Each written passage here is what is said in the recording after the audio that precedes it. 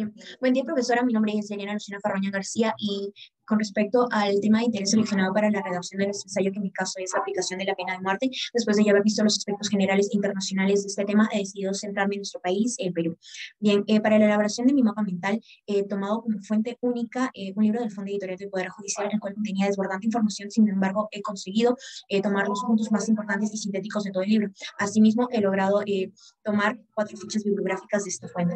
Bien, para empezar a hablar de la pena de muerte en el Perú, es necesario primero definir qué es la pena. La pena viene a ser una sanción legal materializada en la restricción de la libertad personal y, en los casos más graves, la privación de la vida, cuya función es salvaguardar la paz social, la seguridad y las exigencias morales de la sociedad.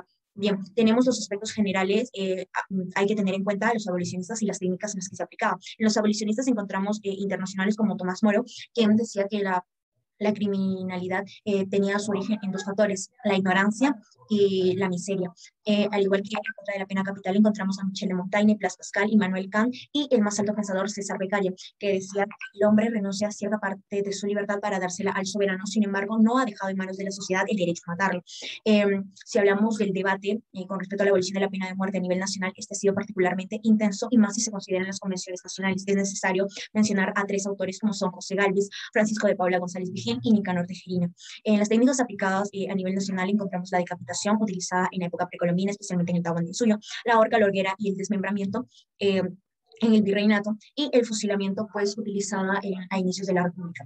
A nivel internacional tenemos la decapitación en países como son Arabia Saudita y Qatar, la silla eléctrica e inyección letal en Estados Unidos, esta última inyección letal aplicada en China, Tailandia y Vietnam, el ahorcamiento en países como son Afganistán, Irán, Irak y Japón, y el fusilamiento como una técnica predilecta de Bielorrusia, China y Corea del Norte. Bien, para conocer qué tan enraizada está este tema en nuestro territorio, debemos conocer su historia. Vamos a empezar hablando del Tahuantinsuyo, donde se tomaban 2 criterios para sentenciar la pena de muerte. Primero, que es la clase social, dependía si eras de la nobleza o de la plebe, y pues la gravedad del delito. Estos delitos se castigaban con pena de muerte son el homicidio, el robo, el adulterio y, por último, el engaño hacia el Inca. En el virreinato surgieron 2 sistemas penales: el derecho castellano, que eran de los españoles en sí, y el derecho indiano, que surgió de las leyes de India. Hay que tener en cuenta de que ambos tenían una característica con respecto a la pena de muerte, que era causar el mayor dolor posible al reo antes de su muerte. Y tenemos que la Inquisición sirvió como un instituto autónomo, pero que perseguía a la herejía, y es decir, que tomaba estos delitos como asuntos de orden público o del Estado, y que pues estos delitos eran aquellos que iban en contra de la religión cristiana. Bien, con respecto a la República, debemos tener que dependía de la aplicación o sea, su aplicación dependía de las condiciones e ideología del gobierno de turno. Encontramos la Constitución de 1828, que es la primera en la que se permite la pena de muerte; el Código Penal 1924, que es el último código penal en el que se permitía la pena de muerte; y por último la Constitución de 1993, que permite, sí, pero para ciertos delitos como son la traición a la patria en guerra exterior y el terrorismo. Cuando ya nos referimos a los casos que han pasado en la historia, encontramos el asesinato de los hermanos Gutiérrez y Balta, conocido como el más notorio acto de justicia popular en época republicana, y la última ejecución registrada, que es la de Julio Vargas Garagay, que fue eh, sentenciado por traicionar a la patria siendo espía de Chile. En el ocaso, pues tenemos ya a la Comisión Americana de los Derechos Humanos en 1969, también conocida como el Pacto de San José, que en el artículo 4, que es la pena de muerte, decía que no podrá restaurarse en los países en los que se ha abolido. Era aplicada para los delitos más graves, no a los delitos comunes. No deberá ampliarse, no podrá dictarse a mayores de 18 años, menores de 18 años, mayores de 70 años y mujeres gestantes, además de que puede ser perdonada, sí, mediante la amnistía.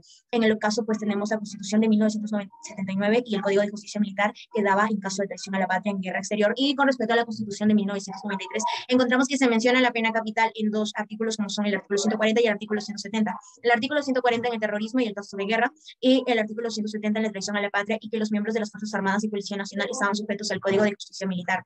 Debemos considerar que el artículo 140 de la Constitución peruana actual estaría violando lo firmado o lo acordado en la Convención Americana de Derechos Humanos, que uno de ellos era, pues, no deberá ampliarse la gama de delitos de los que ya se aplica actualmente, pero en cambio esto se amplió a la parte del terrorismo. Entonces, esta es la razón por la que no se le pudo aplicar la pena de muerte a los líderes de MRTA, que es el Movimiento Revolucionario Tupac Amaru, y del Sendero Luminoso, sentenciándolos así a cadena perpetua. Luego tenemos los intentos de restauración, el proyecto de ley permisivo como el 4957, contra delitos de corrupción de más altos funcionarios y del presidente de la República en casos de